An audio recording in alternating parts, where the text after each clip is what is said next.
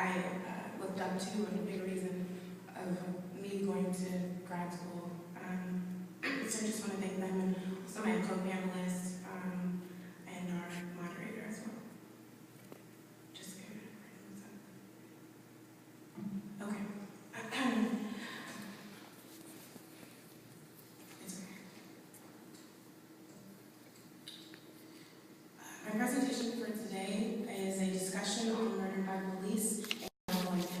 In 2003, my professor and mentor, Marable, said, quote, "Undoubtedly the most dynamic community-based groups to emerge in the past decade are those designed to address the problems of police brutality and racism within the criminal justice system," end quote. Almost every day of the year, someone in the United States is killed by the police. It is a remarkably unsettling problem. This presentation seeks to highlight the common structural lapses of courage, ethics, and accountability, terms taken directly from the oath of officers of police departments, by using 4 California cases of murder by police in order to comment more broadly on recent social movements and their possible trajectories. Today, instead of bogging you down with a long list of depressing statistics, I would like to present you with a manageable amount of cases, not for the purpose of privileging these victims, but to focus on the lessons we might learn from them. My presentation focuses on 4 particular cases because these cases have videotapes of the incidents, and one of my purposes is to dissect the use of new media as it relates to movements concerning murder by police. However, it was simply impossible for me to limit myself to 4 victims while so many stories weigh heavy on my heart. So, while I am talking, just some of the photos and names of victims will show on the screen. It is my limited way of giving them some sort of voice.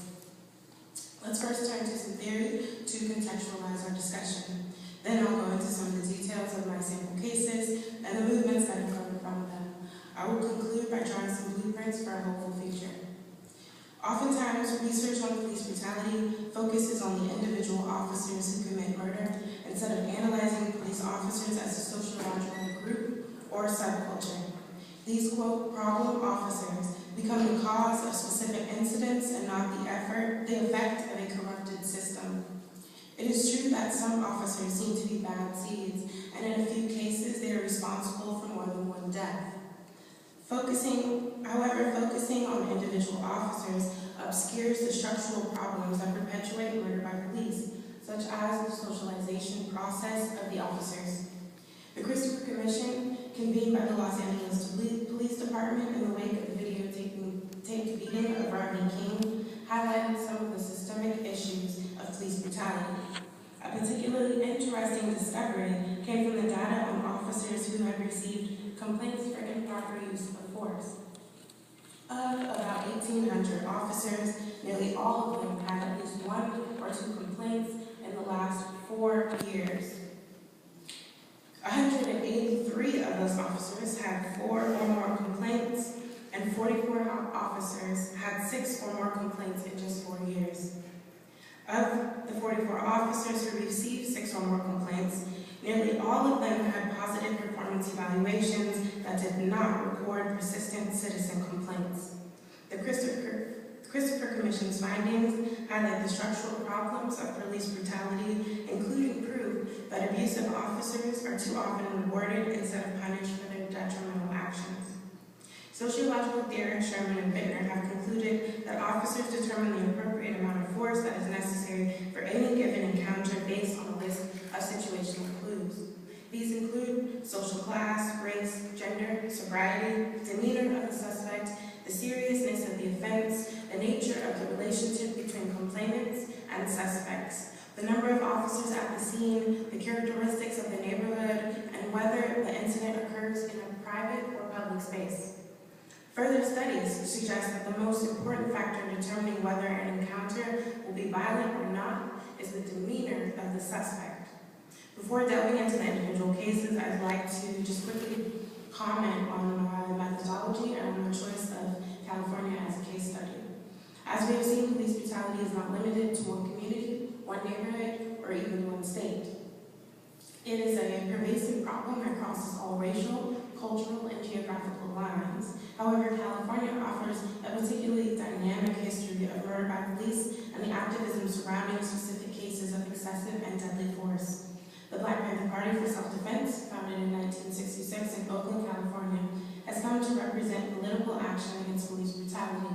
In the 7th point of their 10-point platform, founders Huey P. Newton and Bobby Seale famously wrote, quote, "We want an immediate end to police brutality and the murder of Black people."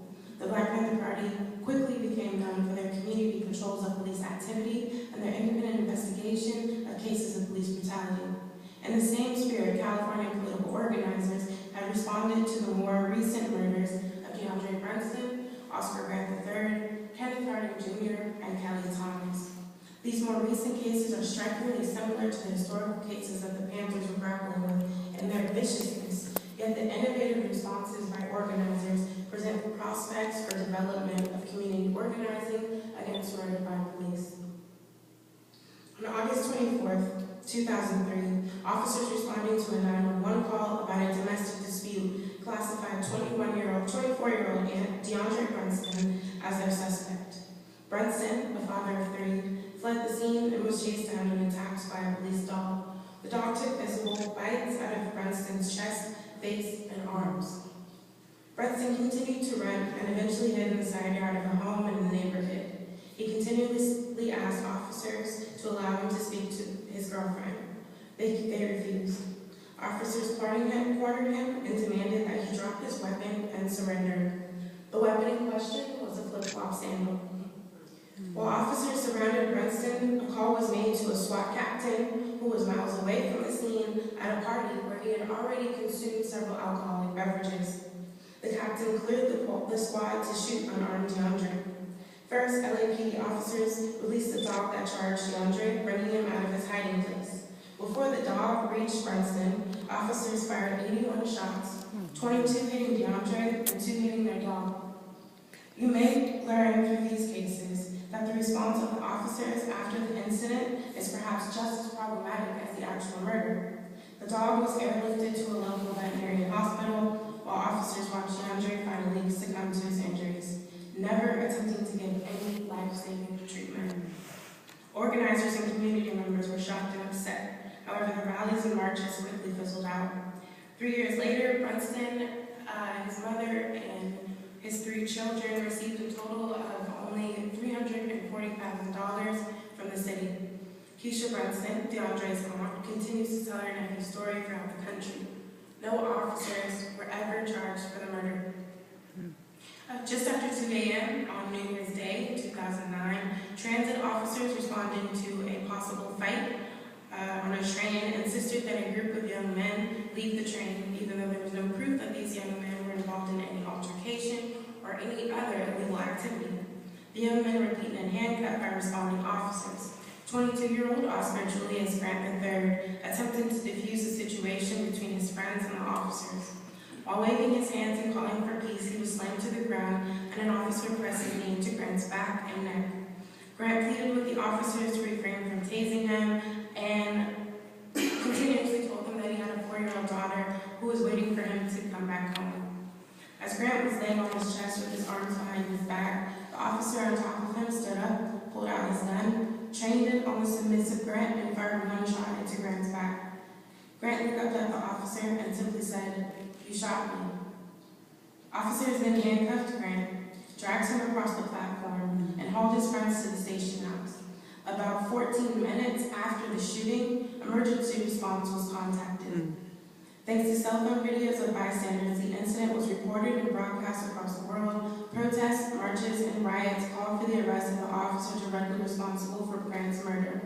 In a widely televised interview during one of the riots in Oakland, California, a young woman stated, quote, "We live in a life of fear, and we want them to be afraid tonight. We want them to understand that we will mobilize. We are a community, and we are a voice." On July 8, 2010, the officer who pulled the trigger was found guilty of involuntary manslaughter. He was sentenced to only 2 years in prison and was released in June of 2011. There are still several open cases concerning the friends and family of Oscar Grant. On July 5, 2011, at about 8:30 in the evening, officers in Fullerton, California, responded to a call about someone vandalizing cars in a parking lot. Officers encountered 37-year-old Kelly Thomas, and he seemed to be confused and disoriented. In reality, he was homeless and suffering from schizophrenia. 6 officers tased him and beat him as Thomas screamed for his father and pleaded with officers not to kill him. He suffered several broken facial bones, broken ribs, and brain damage. 5 days after the beating, Thomas was taken off life support by his father. The official cause of death was asphyxiation due to severe chest and face injuries. He had no illicit drugs or alcohol in his system at the time of the beating. Over the next 2 months, thousands of protesters filled the streets of Fullerton, and Thomas's father has so far turned down a $900,000 settlement from the city.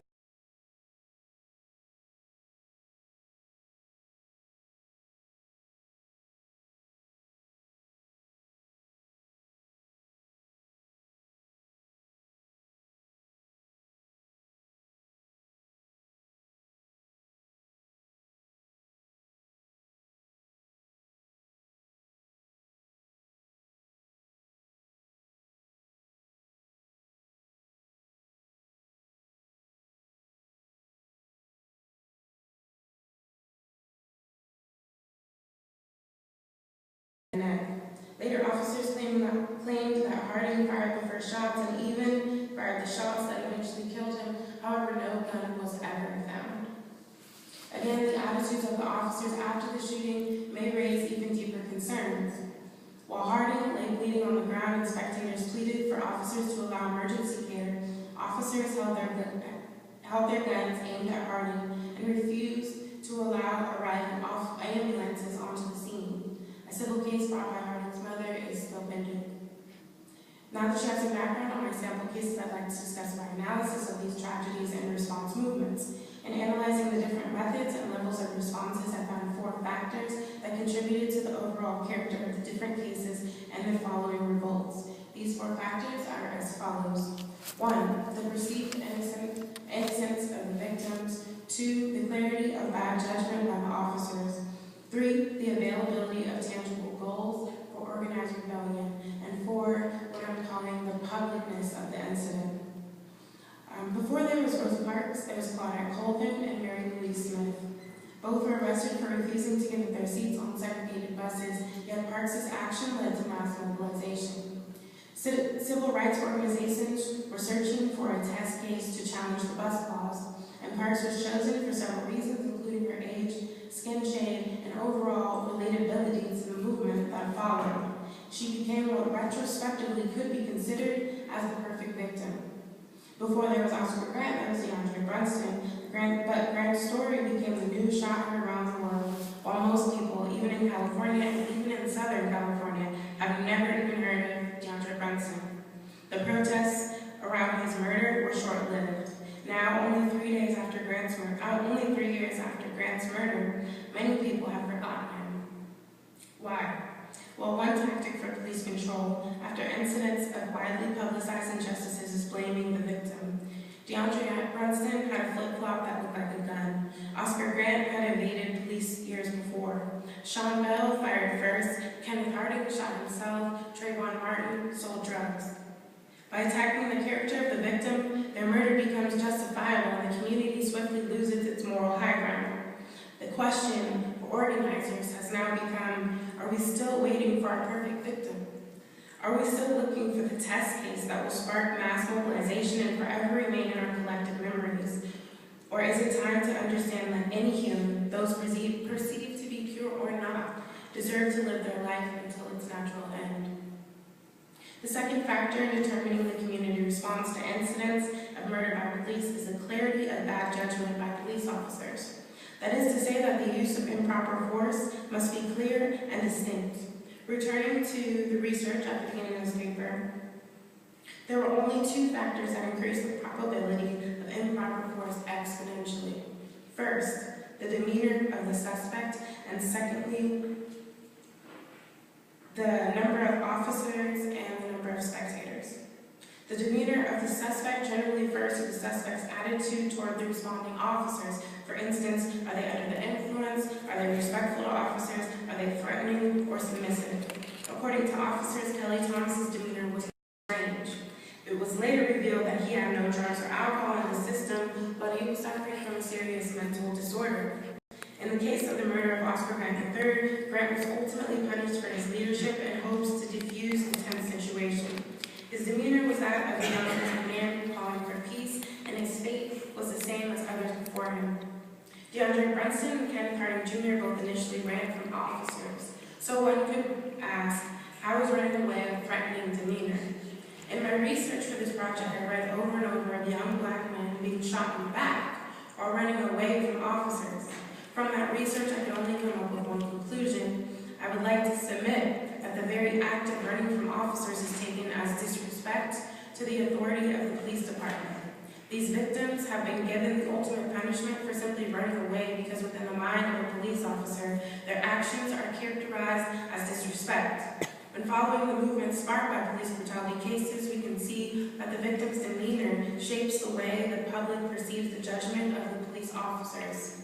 In all 4 of my sample cases, as well as in the majority of the hundreds of cases I researched, there were more than 5 officers on the scene. Curiously, the chances of murder by police only rise with the number of officers to respond. There are likely numerous reasons as to why this occurs, and I won't spend too much time debating them today. But it is important to note that when 10 or more officers respond, the chances of violence against the suspect rises by 72%. Thirdly, my research has shown that in order for there to be a large-scale mobilization and response, there must be tangible movement goals. By this, I mean that through the leadership of the victim's family or previously established community organization, there must be some clear and distinct points of unity.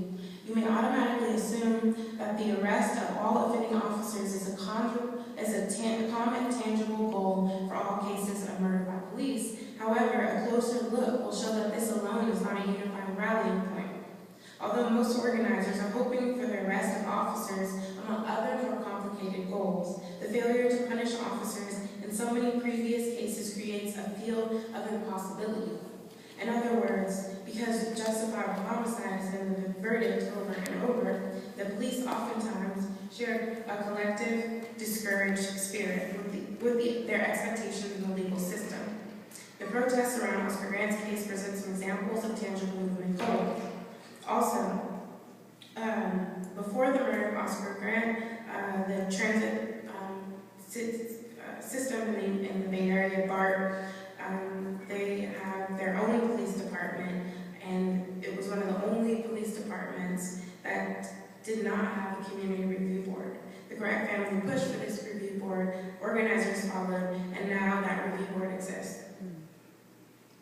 It was a goal that was easy to envision and somewhat easy to logically map out.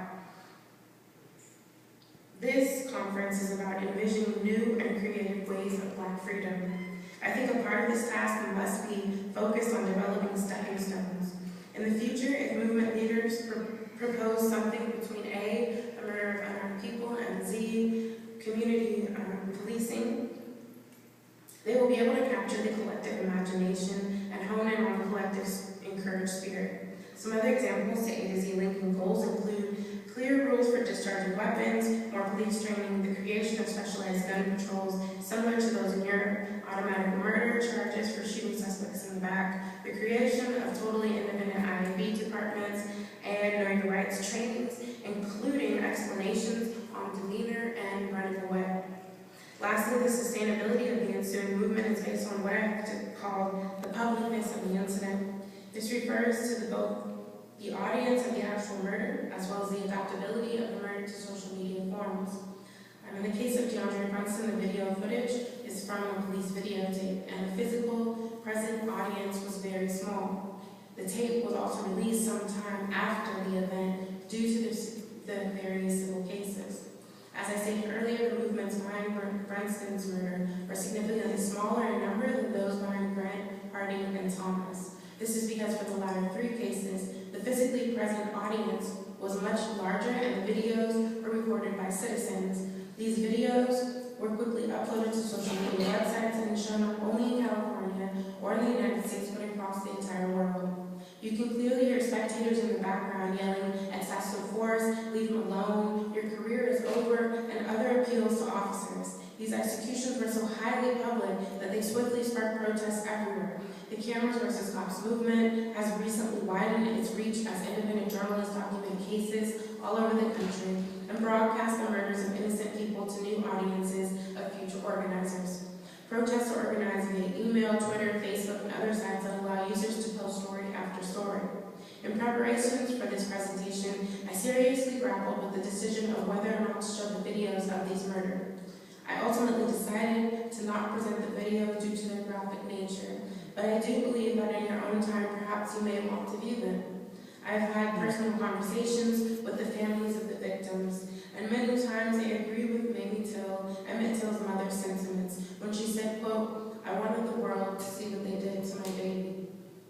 The publicness of the incident is perhaps the clearest determining factor of movements, as cell phone cameras capture cases of police brutality that may have involved voiceless victims without strangers sharing them over the internet. While media giants often take the sides of police administrations, independent journalists can stand up for the victims and their families. Thanks to great bystanders, we now know these stories and can hopefully add them to our collective memory, store them in our collective mindset, and call upon them as points of unity. In conclusion, these 4 cases make up only a minuscule sample of this national crisis. As I researched case after case, I could only realize that murder by police is an all-evasive problem facing all ages, races, ethnicities, religions, and genders.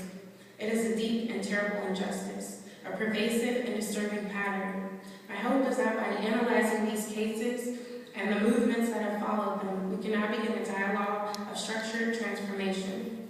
Drawing on my experiences as an organizer, an educator, and a researcher, I've tried to establish some outline for understanding the failures and successes of these movements, as well as highlighting some possible focal points for the movements to come. As a junior expert in revolutionary movements, I hope to have presented a secret history, and with such a dismal topic, I've tried to remain hopeful. In Oakland, we have a saying that goes, "We ain't listening."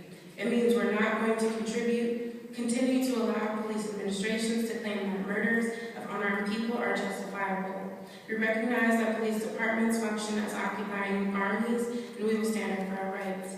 Most importantly, I hope that as humans, we just ain't listening. Thank you for your time, and I welcome any questions or comments.